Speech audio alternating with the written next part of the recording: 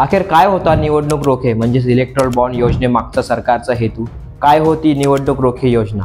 याचिका कोणी दाखल केली आणि कोर्टाचा असा विरोधात निर्णय घेण्यामागे काय कारण होते? कोर्टाने नक्की काय सांगितलं हे आजच्या व्हिडिओमध्ये बघू.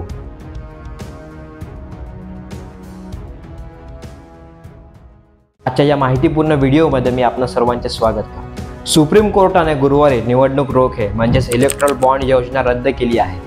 आता या निवडणूक रोख्यांच्या विरोधातील सर्वोच्च न्यायालयाच्या निर्णयामुळे राजकीय पक्षांच्या अंगावरचे कपडेच फाटले की काय असं काहीसं झालं आहे. 2017 मध्ये केंद्र सरकारने निवडणूक रोखे म्हणजेच इलेक्ट्रॉल बॉन्ड योजना वित्तीय विधेयकाद्वारे सादर केली आणि 29 जानेवारी 2018 मध्ये संसदीय मंजुरीनंतर तिचे कायद्यात रूपांतरही झाले.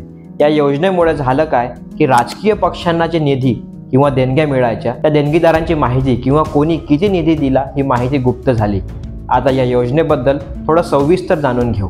निवडणूक रोखे म्हणजेच इलेक्ट्रॉल बॉन्ड म्हणजे थोडक्यात राजकीय पक्षांना मिळणारा निधी. आता याची नक्की प्रक्रिया काय आहे किंवा इलेक्ट्रॉल बॉन्ड खरेदी कसे केले जातात, कसा पक्षाला निधी मिळतो ते पाहू. अगदी सरळ सोप्या भाषेत सांगायचं म्हटलं तर निवडणूक रोखे म्हणजे एक प्रॉमिसरी नोट असते जी स्टेट बँक ऑफ इंडियामध्ये उपलब्ध असते.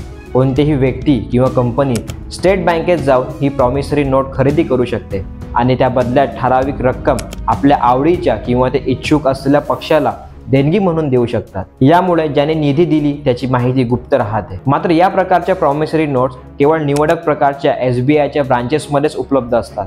1000, 10,000, 1 लाख, 10 लाख आणि 1 कोटी अशा कोणत्याही मूल्याची निवडणूक रोखे खरेदी करता येतात. ज्या व्यक्तींचं SBI मध्ये खातं आहे आणि KYC डिटेल्स उपलब्ध आहेत असे कोणीही हे रोखे खरेदी करू शकतात. या निवडणूक रोख्यांच्या कार्यकाल किंवा व्हॅलिडिटी 15 दिवसांची असते. या दरम्यान देणगीदार आपल्या हवा तो पक्ष निवडू शकतो. मात्र यात अट अशी आहे की मागील लोकसभा किंवा विधानसभेच्या सार्वत्रिक निवडणुकीत त्या पक्षाला किमान 1% मतं मिळालेली असावीत. पण मग आपण रोजच जाऊन हे निवडणूक रोखे खरेदी करू शकतो का? तर नाही. निवडणूक रोखे योजनेअंतर्गत जानेवारी, एप्रिल, जुलै आणि ऑक्टोबर महिन्यात 10 दिवसांच्या कालावधीसाठी रोखे खरेदीसाठी उपलब्ध करून दिली जातात. आणि जर वर्ष सार्वत्रिक लोकसभा निवडणुकांचे असेल तर केंद्र सरकारने अधिसूचना दिल्याप्रमाणे 30 दिवसांच्या अतिरिक्त कालावधीसाठी हे रोखे म्हणजेच इलेक्ट्रॉल बॉन्ड जारी केले जातात. आता तुम्ही म्हणाल सगळं सुरळीत चालू होतं पण प्रॉब्लेम आला कुठं? तर ते बघू. काँग्रेसच्या नेत्या Jaya Thakur, communist party of India, मार्क्सवादी association for democratic reforms ADR यांनी या निवडणूक रोखे योजनेविरोधात याचिका दाखल केली होती. याचिकाकर्त्यांचा मुद्दा होता की मतदार ज्या पक्षाला किंवा उमेदवाराला मत देतोय त्यांच्याबद्दल सर्व माहिती असणं मतदारांचा हक्क आहे. कोणत्या पक्षाला कोणती कंपनी अथवा व्यक्ती देणगी देते हे देखील जाणून घेण्याचा तितकाच अधिकार मतदाराला आहे. आणि भारतात सुमारे 23 लाखाहून अधिक रजिस्टर्ड कंपन्या आहेत. या प्रत्येक कंपन्या कोणाला देणगी देतात हे शोधणं नागरिकांना शक्य नाही. त्यामुळे या योजनेत पारदर्शकता म्हणजेच ट्रान्सपरन्सीचा अभाव असल्याने ही योजना रद्द करावी. आणि 31 ऑक्टोबर ते 2 नोव्हेंबर पर्यंत भारताचे सरन्यायाधीश चंद्रचूड यांच्या अध्यक्षतेखाली 5 सदस्यीय खंडपीठाने या प्रकरणातील सगळे दावे प्रतिवादे ऐकून घेतले. निर्णय देताना न्यायालयाने सांगितले की काळ्या पैशाला आळा घालण्याच्या उद्देशाने माहितीच्या अधिकाराचे उल्लंघन करणं बरोबर नाही. इलेक्ट्रॉल बॉन्ड योजना माहितीच्या अधिकाराचे म्हणजेच RTI राईट टू इन्फॉर्मेशन आणि व्यक्ती स्वातंत्र्याचे उल्लंघन आहे. CJI चंद्रचूड बोलताना त्यांनी निवडणूक रोखे योजना चांगलीच धुवून काढली. ते म्हणाले की सरकारला जाब विचारणं जनतेचं कर्तव्य आहे. राजकीय पक्षाकडून निधीची माहिती जाहीर न करणे हे उद्दिष्टांच्या विरुद्ध आहे. निवडणूक रोखे योजना हे कॉन्स्टिट्यूशन ऑफ इंडियाच्या आर्टिकल 1A चे उल्लंघन करते. त्यामुळे न्यायालयाने ही योजना घटनाबाह्य मानली पाहिजे. याशिवाय न्यायालयाचे निर्देश जारी केलेत की SBIने 31 मार्च पर्यंत निवडणूक आयोगाला निवडणूक रोख्यांद्वारे आतापर्यंत केलेल्या योगदानाची सर्व तपशील द्यावी आणि 13 एप्रिल पर्यंत निवडणूक आयोगाने ही माहिती आपल्या वेबसाईटवर पब्लिश सुद्धा करावी.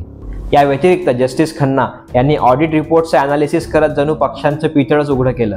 ते म्हणतात 2017 ते 2023 मध्ये निवडणूक रोख्यांच्या माध्यमातून सगळ्यात जास्त निधी हा केंद्रातील आणि राज्यातील लीडिंग पार्टीला मिळाला आहे. यात BJPचा पहिला नंबर लागलाय. आता कोणत्या पक्षाला नक्की किती वाढ मिळाली ते बघू.